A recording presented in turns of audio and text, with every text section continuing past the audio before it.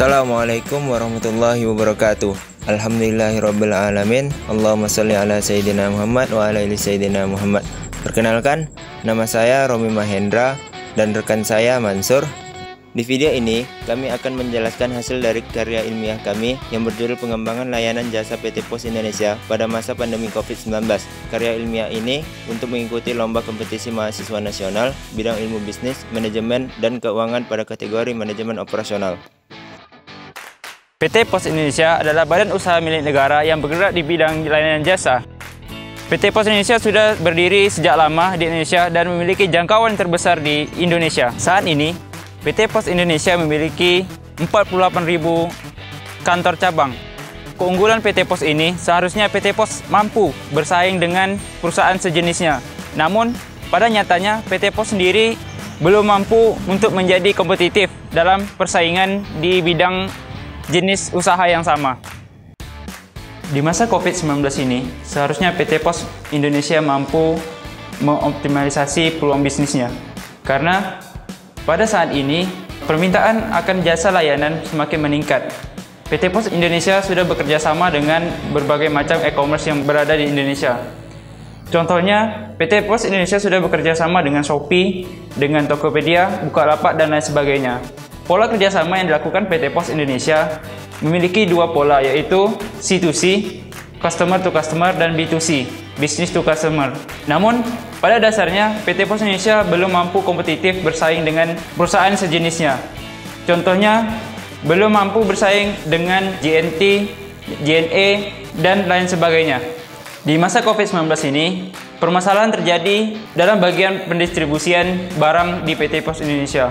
Peran teknologi di sini sangat membantu PT Pos untuk mencapai efisiensi dalam pendistribusian barang. Dari penjelasan di atas, kami melihat ada beberapa permasalahan yang sering terjadi di PT Pos Indonesia. Kami melihat ada 5 permasalahan yang sering terjadi di PT Pos Indonesia. Yang pertama adalah kurangnya kualitas layanan yang diberikan PT Pos Indonesia. Kemudian kualitas layanan terhadap pelanggan di PT Pos Indonesia. Yang ketiga adalah sering terjadi permasalahan di pendistribusian barang. Kemudian kualitas sumber daya manusia yang belum baik. Dan kelima adalah pemanfaatan teknologi informasi yang belum efektif dan efisien. Kami memberikan penawaran 2 model operasional yang bisa diterapkan PT Pos Indonesia. Yang pertama adalah RCA, Root Cause Analysis, yang mana model ini bertujuan untuk mencari akar permasalahan dari yang terjadi di PT Pos. Yang kedua adalah SERQUAL, Service Quality, yang mana model ini bertujuan untuk mengukur kualitas yang telah diberikan PT Pos Indonesia. Dari kedua model tersebut, bisa berjalan efektif dan efisien untuk PT Pos Indonesia.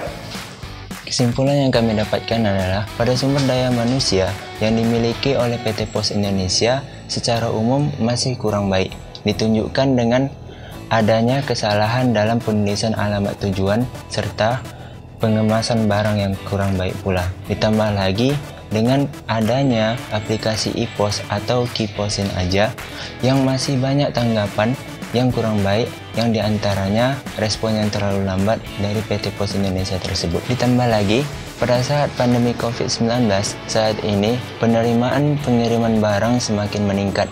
Namun, terkendala dengan adanya peraturan PSBB yang membuat pengiriman barang menjadi melambat. Hal inilah yang menjadikan adanya model RCA dan SERQUAL tersebut guna untuk mencari solusi dari permasalahan yang dihadapi oleh PT Pos Indonesia tersebut. Saran dari kami, ada beberapa hal yang harus dilakukan oleh PT Pos Indonesia, yaitu yang pertama adalah meningkatkan profesionalitas sumber daya manusia pada PT Pos Indonesia. Kemudian yang kedua adalah mengoptimalkan penggunaan aplikasi yang dimiliki oleh PT Pos Indonesia, yaitu aplikasi iPos atau Kiposin aja. Kemudian yang ketiga adalah optimalisasi kerjasama dengan perusahaan sejenis e-commerce. Baiklah, itu yang dapat kami sampaikan. Lebih dan kurang mohon maaf. Kami akhiri dengan wassalamualaikum warahmatullahi wabarakatuh.